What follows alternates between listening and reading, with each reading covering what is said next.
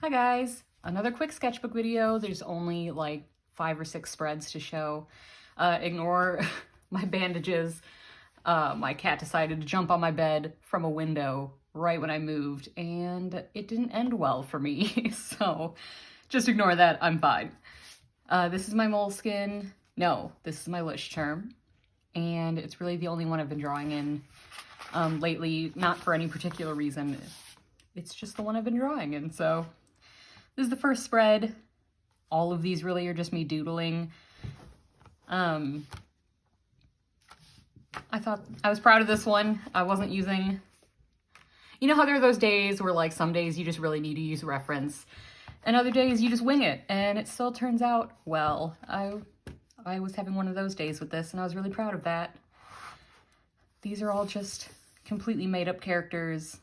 It's my favorite thing to do. I don't want to call them OCs because I don't plan on using them for anything, but they're technically original characters. And it was just me doodling with my crayons and Tombow watercolor markers.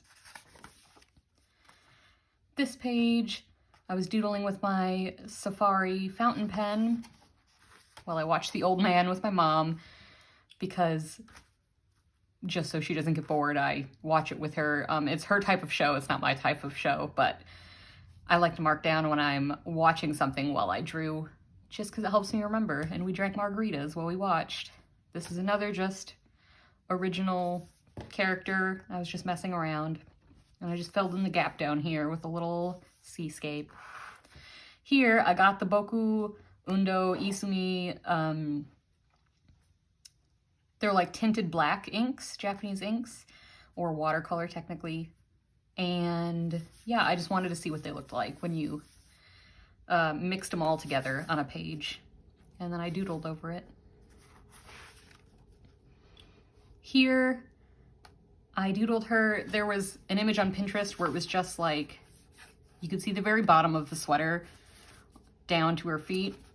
And I liked the pose, I thought it was cute, so I drew a full character in that pose and just doodled little things around her. And then I thought it'd be cute to draw her as like a cartoon character, but because of the skull, I thought it'd be cute if her hair was actually a wig, and I showed that in this picture. And the little cat ears are like attached with screws. It was just me messing around. Here, I've discovered I love to lay down watercolors and then doodle on top. It does make it difficult to, like you can sketch over it.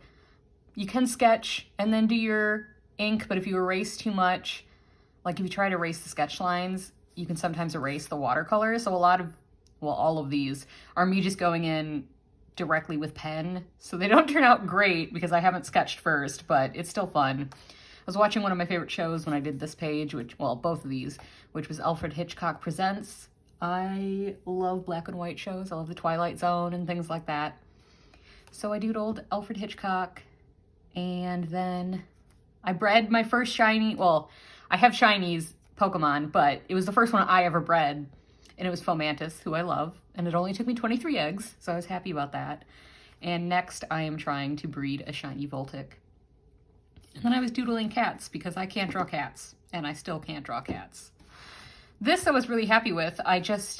The way the watercolor was set, it just kind of looked like a painted seat or throne, and I really wanted to draw someone there. And I'm really happy with how it looks, and I think I'm actually going to eventually attempt to do like a watercolor gouache painting. Not where this is just line art, like it would actually be colored and everything. I keep saying today, sorry about that. But yeah, I would really like to do that. And I might do it for you guys on camera live. I've never drawn or painted with the camera running because it makes me nervous, but I do want to start doing that. And this might be one of the ones that I do. Here's another spread over watercolor.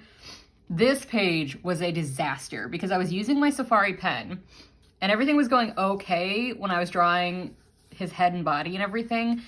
And then when I was doing his hair, I noticed the ink was starting to either run low or clog. And when I got to his arm, it was completely clogging and like running out of ink.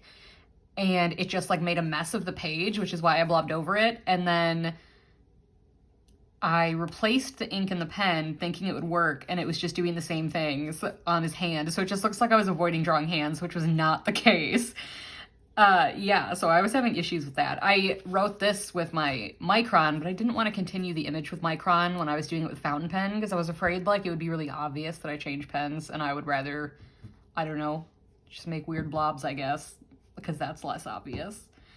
Again, just scribbling around. My pen was still dying. This was the next day and I was still having issues with it. I'm really hoping it sort of smooths out soon because I love my pen. Like, I love the Safari fountain pen.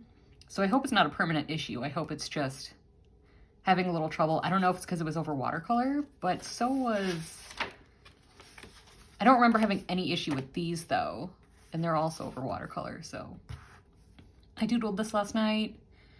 I really like this character. It was just like a random design I did, and I think I'm actually gonna keep drawing this person because I think they're cute. I like their face is just sort of a void under all this fur and everything, so. And this is the last spread. I did these like an hour ago. I just wanted to mess around. I love all these watercolors, by the way. Each spread is a 5-color like color scheme palette, and you can see me making these palettes in my watercolor organization video if you want to watch, but that's what I've been using is each little 5-color scheme that I made in that video. I've been laying down on each of these spreads, and I didn't like this color scheme when I put it together in the box. I didn't dislike it, but I wasn't crazy about it, and then when I put it on the paper I was like, that might be my new favorite color scheme that I made. I just really love how all these colors look together. But anyways, I drew over it. I know it's hard to see in some places where the paint's dark, but I drew over it with just micron pen. And that's all for now. Thanks for watching. Hopefully next time I'll have some more pages for you. I haven't been doing a ton of sketching. I do plan, if I don't forget, I'm going to attach at the end of this, so right now, a quick little video of showing you the painting I did recently. I forgot to grab it, so it's not with me. So I'm gonna turn off the camera, grab it, and then record me showing you. So I'll see you in a moment. All right, I'm back. This is the painting I was talking about. It's in a giant frame because I told my mom I needed like a little, I think it's 9x11 frame, and she gave me this, which is huge. And the mat is technically like the same size as the image, so there are like gaps where it overlaps. But anyways, this is a gouache painting I did recently. It's all gouache except for the ink on her face and shoulder. I did with a little Tombow watercolor pen. I just wanted to add some details. And that's all. That is my recent art. So yeah, I'll see you guys next time. Bye.